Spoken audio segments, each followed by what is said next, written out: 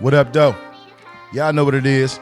You're not tuned into another episode of Everybody Has a Voice podcast, brought to you live from Farm Boy Studios, sponsored by Vivian's Barbecue. It's your boy, Worldwide Wall Street. It's your boy Q. It's your boy E. B Blanco. And today, we got my man, straight out of Philly. You might know him from battle rap. You might know him from making the band. Yeah. We got E-Ness in the motherfucking building. Yeah. What's happening? What's going on, my guy? With a. Oh, that's what you want? Yeah, I need that.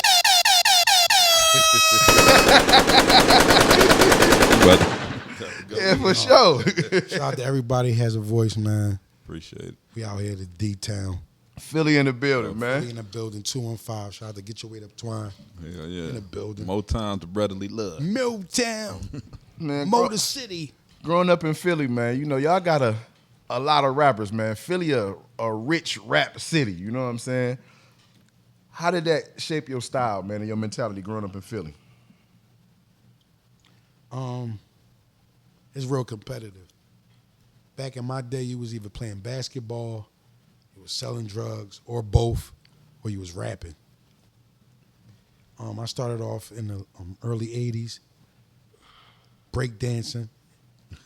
Out of breakdancing, I grew into a love of writing and just, you know, recording. And battling is like the purest form of hip-hop culture.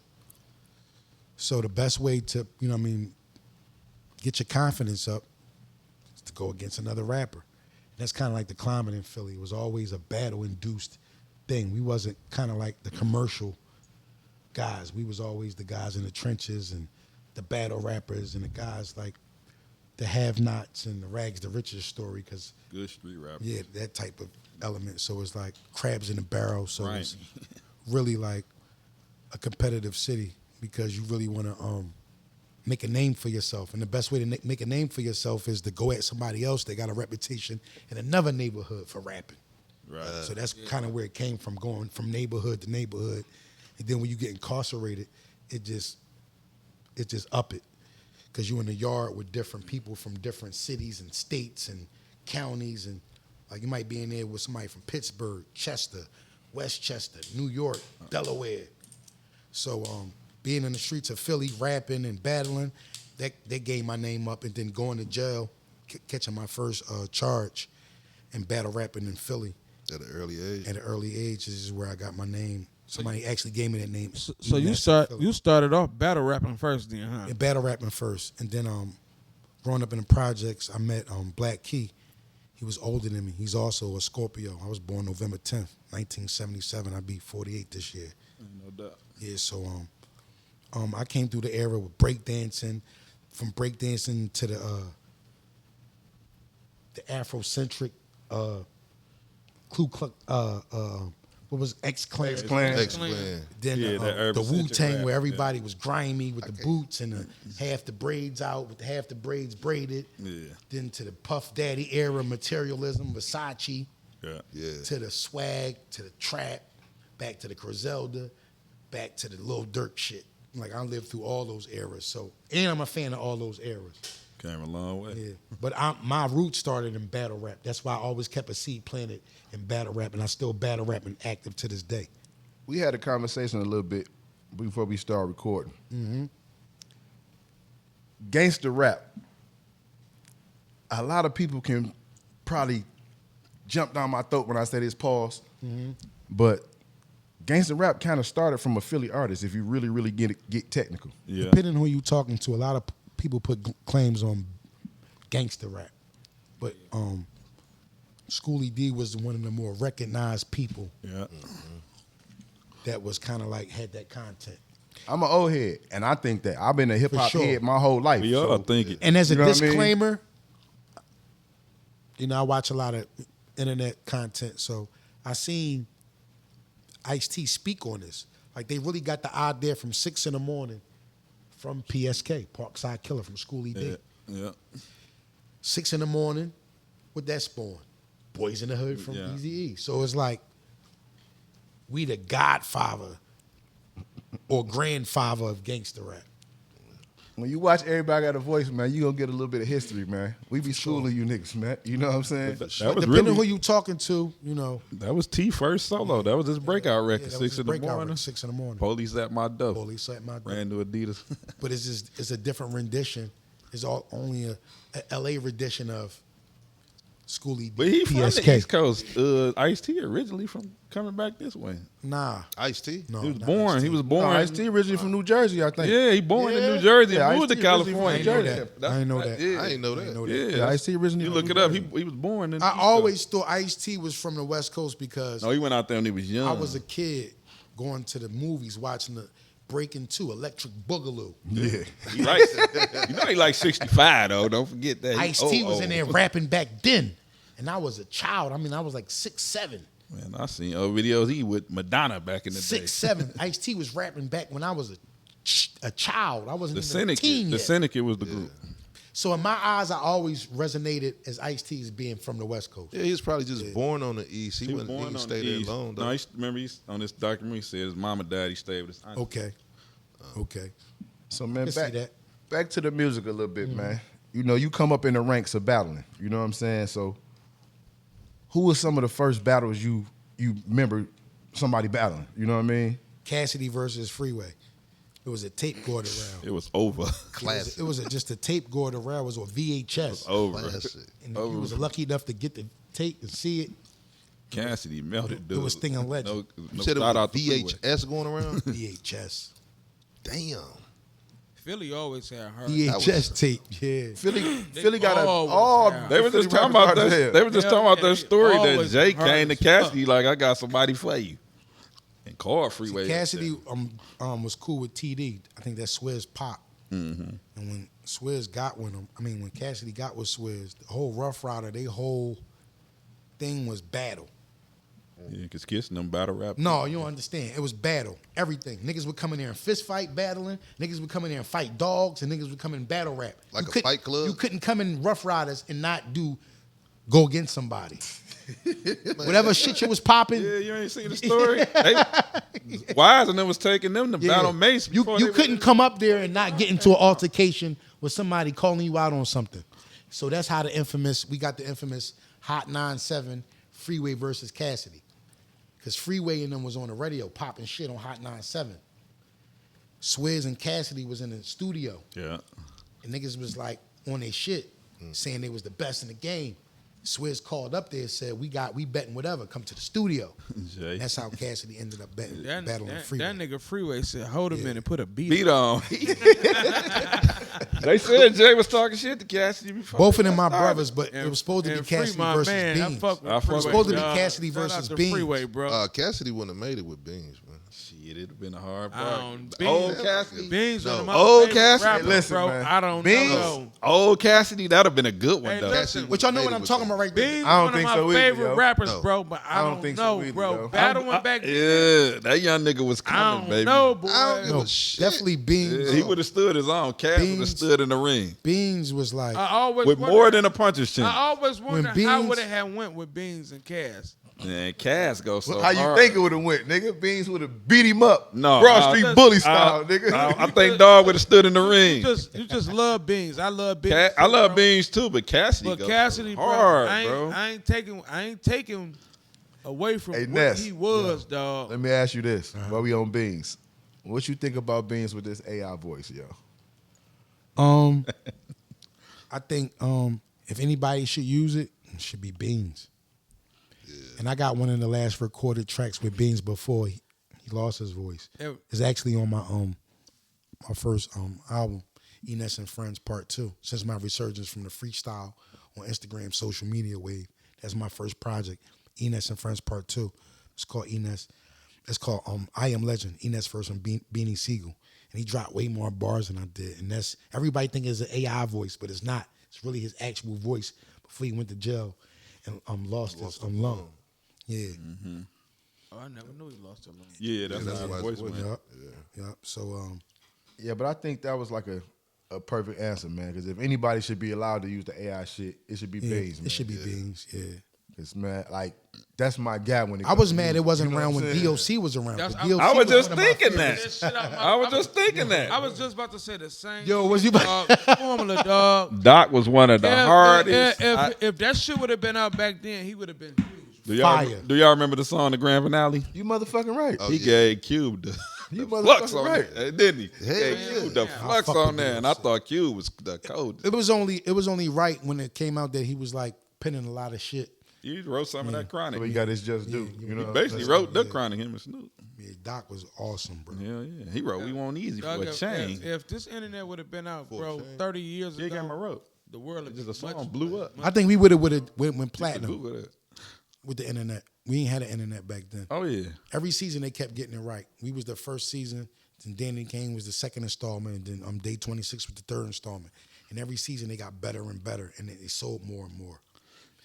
Danny Kane ended up being the most successful out of the three installments. They ended up having a platinum record. Yeah, they had platinum. So record. getting into that, man. How did you first get into the making the band? You know what I mean? How did you get it? Who contacted you? Like, we want this. Well, I was being produced at the time by Black Key Productions. He had landed 2 big singles on DMX's Great Depression album, Who We okay. Being Right Here. Yeah. All right. His manager was Hip Dog, from Many Styles at the time, was an ex-drug dealer out of New York that was really highly respected. So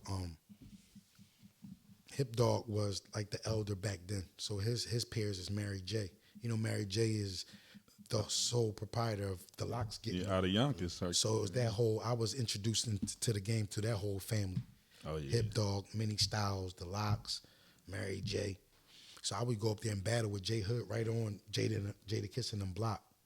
I thought I was gonna get signed with D Block at the time, but it didn't end up like that. But yeah, so Jada Kissing them was just like the top guys to me. But then at the same time, Beans and them and Rockefeller was planting a flag in the game. Mm-hmm. So I'm more geographical, so I was leaning towards more the Philly guys. Yeah. I'd have been. Yeah.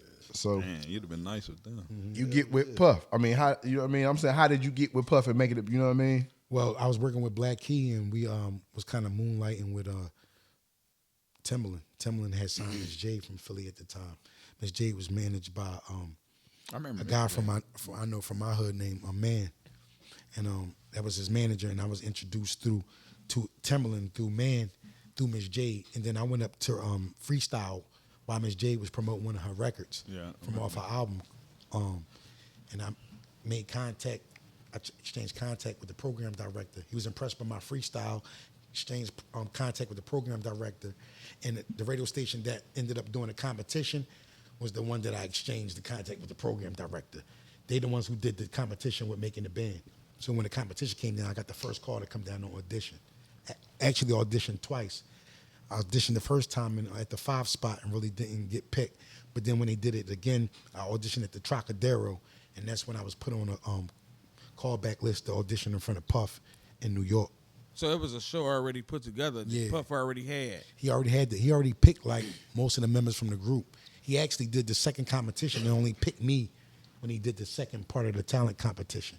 He already picked Babs, already picked Chopper, already picked Fred. They was from the first bunch. Then he did the whole talent search again, another 40,000 niggas. And all he did was pick me. From that. So what y'all had a personal relationship because you started Nah. writing for him and shit. I ain't know him. I ain't know him. I had to build a relationship. No, I'm on saying you grew a personal Yeah, I did. relationship because you was writing for him, right? Yeah, I ended up writing for him because the making the band contract was like a American Idol contract. Once you sign an initial contract, Bad Boy and MTV has first option to exercise if they want to keep you or not. Right. So once you sign that initial contract, you locked in forever.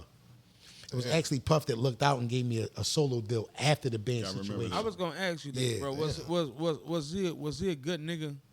Yeah, man, he did straight business with me. Or was he did fucked straight up business how with me. motherfuckers painting him to be, bro? He did straight business with me. I don't know what he do with everybody else, but he did straight business with me.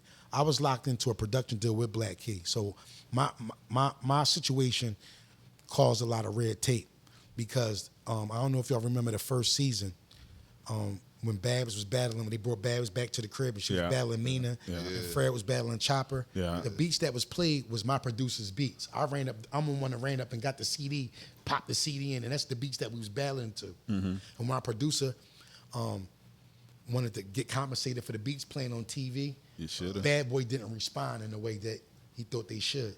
So then he was like, well, I got Ness in the contract, so y'all gonna have to do business with me anyway. Right. So my whole situation was kind of red tape. So that's how I know Puff really wanted me and really took a liking to me, because there was a lot of red tape getting me.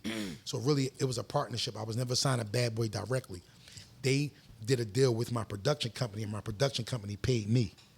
That's some shit people didn't know. You know what I mean? Yeah. Here we go. Everybody got a voice. You ever been to any of Puff parties? Not the parties that was alleged talked about.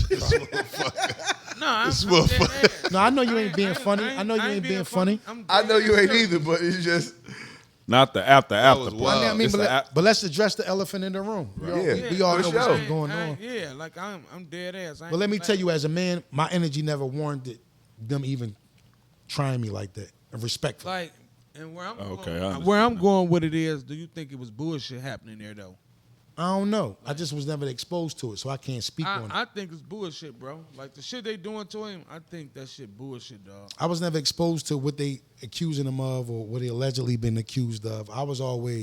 He always respected my passion for the culture. Quick question. He loved the fact that I nigga was like to rap all fucking day and loved the music and beats and writing rhymes and being in the studio, being a studio rat. You would call it a gym rat. Somebody like Floyd Mayweather. Yeah. I'm a studio rat. I live and sleep, smoke, fuck, Rap. in the studio. I love to be there. So he noticed that early on, and that kind of he took a liking to me because that showed leadership qualities and for him. You know what I'm saying? Yeah. To take the initiative to always be in the studio. It's no different from an athlete always being in the gym. Yeah, Or Kobe taking them extra 120 foul shots. He seen that in me and it was like, I invest in that.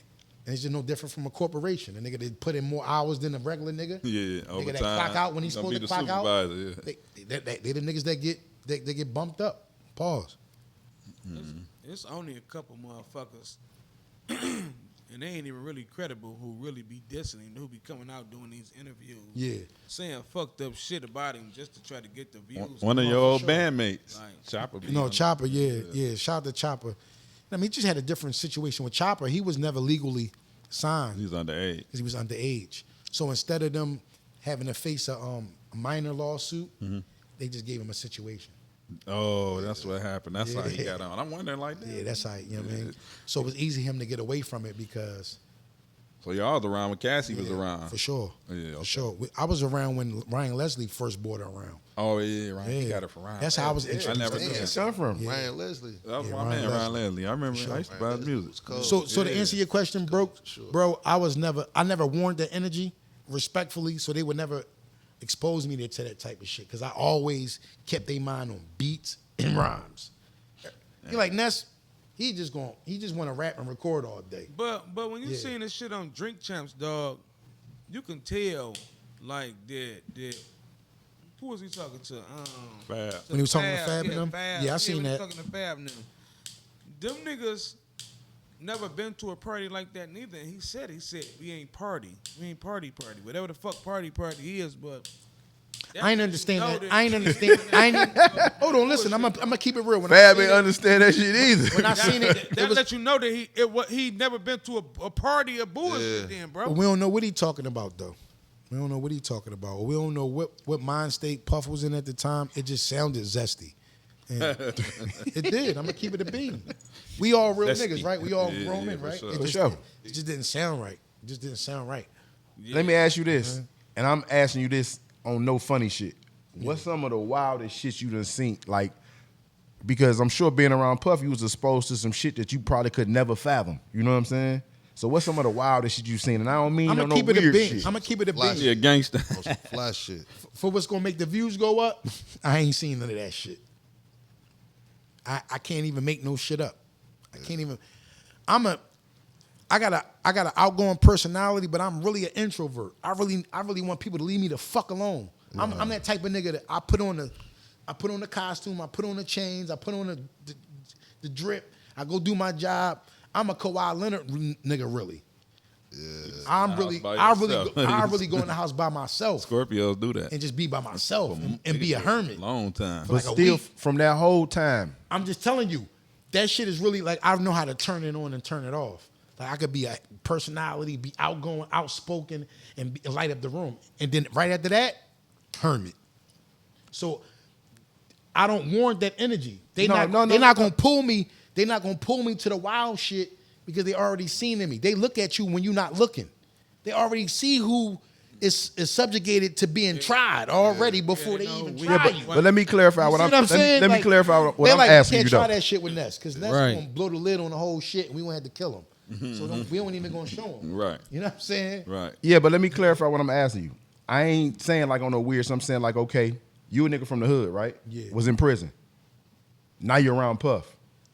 Out of that whole time, you don't got nothing that you remember like, damn, I did this with this nigga. Or I went here. Partying. You know what I'm saying? Some of the Oh. wildest shit. When I'm, you know what I'm saying? I seen a nigga walk with like an ounce of weed in his pocket through customs.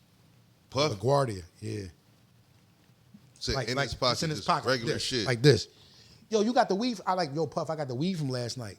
Cause me and him always be like bidding with the weed. Bidding mean like going back and forth, who got the stronger weed. You know, they from New York. So they got Branson, they got J Spice, they got Cornbread, they got all these wild niggas that's like already got names with the weed. So this time he had some Branson. But we was going to LA the next day. I'm used to flying private with Puff, G4, G5 shit, private flights. You could take the weed on the plane, blow on the plane. So I'm thinking we about to pull up to Teterboro. That's a private John. Where you could just hop on a jet. Ain't really no clearance. Yeah. They don't pat you down. I'm telling the nigga, I still got the weed from last night. He said, you still got the weed? I'm like, yeah, I still got the weed. He like, man, give me that shit. He was like, I don't want to hear about you smuggling no drugs in your raps, nothing. The nigga put the ounce of Branson in his pocket and walked through They customs. hear about you smoking. The shit going, he fucking with me. The shit going, bleep, bleep, bleep, bleep. The shit going off like a motherfucking fire. Nigga shake the motherfucking through customs hand, walk back out, get in the Sprinter, stay in the Sprinter to the flight ready, walk back through the shit with him on him, shit going, making all these type of noises. He don't even get patted down. We on a fucking commercial flight with a whole fucking jar of Branson. Did the nigga give you the weed back? No. Hell no, he didn't. No, he did not. Bad boy for life. Did not. You still Yeah. communicate with any of the band members? No, for sure. Every year we somebody approaches to do a reunion tour, but we be having the same reoccurring issues, the egos and the shit like that. So all of that shit was real. That shit was real. That shit wasn't scripted. No, even the fights me and Fred had, Oh, that was you and Lil Fred right in that time. that shit wasn't scripted because they was Y'all always was brawling like they were always used to motherfuckers. play I us. remember that. They would always used to play us against each other. Like so when we had the little testimonials, you know, when you talk in front of the mic by yourself, they would say shit that he said about me and I would respond, and then they would say shit that I said about him and he would respond, and we would get to see that shit play out on TV because we had to wait for the editing process. So you got to understand, TV is always 13 weeks behind. If they film for 13 weeks, they editing for 6 weeks. So if, by the time y'all see me and Fred fighting, we already made up. We already buddies again. Right. But y'all think we still in it. Like, yo, we just seen y'all fight. Y'all cool? So that's how it used to be. Even went down to getting the payment, getting our advance. The hood thought I had the money. So I'll be impressed by niggas in my neighborhood thinking I was being a Jew, being selfish and not looking out for niggas when I never really had the money. Why do niggas expect niggas to look out like come I don't back know and what- I give don't your know what it fucking is. money away? I don't know. It's just niggas expect You ain't you doing that, huh, B? start passing out envelopes of money like you in a fucking mob. They just Yeah, I'm not expect that doing shit. Not doing it. For those that I love, They didn't even do that in the mob, yo. You had to work for that shit. You know what I I'm mean? not doing that shit, man. No, in a mob you got to pay. It's like a union dues. It's union dues. We know. Oprah Fasha used to make his soldiers pay $200 per month. Every soldier. He had up to 2,500 soldiers. It's the same shit.